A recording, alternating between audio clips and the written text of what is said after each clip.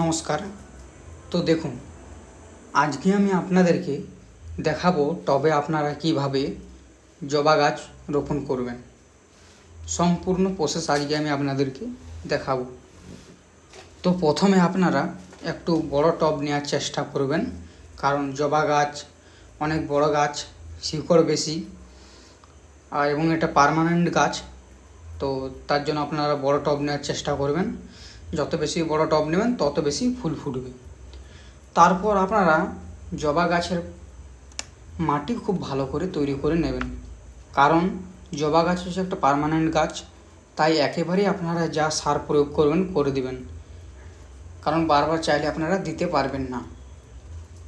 তো তার জন্য আমি নিয়েছি 60 থেকে 70% মাটি এবং 30% ভার্মি কম্পোস্ট বা পচা গোবর। আপনারা দুটোর মধ্যে একটা কিছু নিতে পারেন। তো সেই দুটোকে আপনারা ভালো করে একদম মিক্স করে নেবেন, যাতে কোনো রকম দানা না থাকে। মাটির সঙ্গে একদম ভালো করে মিক্স করে নেবেন 60 থেকে 70% এবং ভার্মি কম্পোস্ট বা পচা গোবর 30%। এবং তার মধ্যে আপনারা সরিষার খোল 100 থেকে 150 গ্রাম দিয়ে দিতে পারেন। মাটিকে খুব উর্বর রাখতে সাহায্য করে। এবং 25 গ্রাম ইউরিয়া সার, 25 গ্রাম ডিএপি সার আপনারা দিয়ে দেবেন। কম্পোস্ট একটু বেশি পরিমাণে হলেও কোনো অসুবিধা নেই, কারণ কম্পোস্ট মাটিকে উর্বর করে। ভার্মি কম্পোস্ট বা পচা গোবর এই দুটোই মাটিকে উর্বর করতে সাহায্য করে খুব। এটা পার্মানেন্ট গাছ, তার জন্য একেবারেই বেশি করে আপনারা দিয়ে দেবেন। আর মাটি উর্বর থাকলে গাছ তাড়াতাড়ি বড় হবে এবং আপনাদেরকে কোনো রকম মাটি উর্বর করার প্রয়োজন পড়বে না, এবং গাছ বেশি বড় হলেই বেশি ফুল ফুটবে। তো দেখুন, টবে যে ফুটোটা রয়েছে তাতে আপনারা একটা ছোট টব ভাঙা দেবেন, যেটা আপনারা দেন, আর নদীর বালি দেবেন। কারণ নদীর বালি দিলে এক সময় নদীর বালি যদি না দেন আপনারা, তবে এক সময় ফুটোটা জাম হয়ে যাবে। আর নদীর বালি দিলে সেক্ষেত্রে জলটা চুইয়ে চুইয়ে ফুটোর কাছে যাবে এবং সেই জলটা নিচে পড়বে। নদীর বালি দিলে মানে জলটা পুরো পটটার থেকেই একদম নিচে আসতে পারে ফুটোটার কাছে। আর যদি ডাইরেক্টলি আপনারা মাটি দিয়ে দেন তাহলে তো জল বেরোবার কোনো চান্সই থাকে না।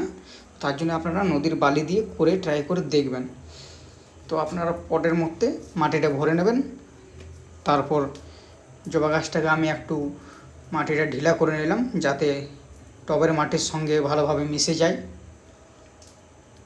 তো আপনারা মাটিটাকে ভালোভাবে দিয়ে দেবেন চেপে চেপে, যাতে গাছটা হাওয়াতে বা জল দিলে নড়ে বা উল্টে না যায়, নাহলে গাছটা একটু টেরা ভাব হয়ে যাবে।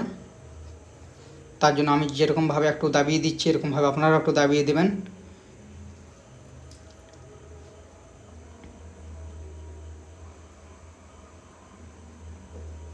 এটা হচ্ছে আমার লাল জবা ফুলের গাছ।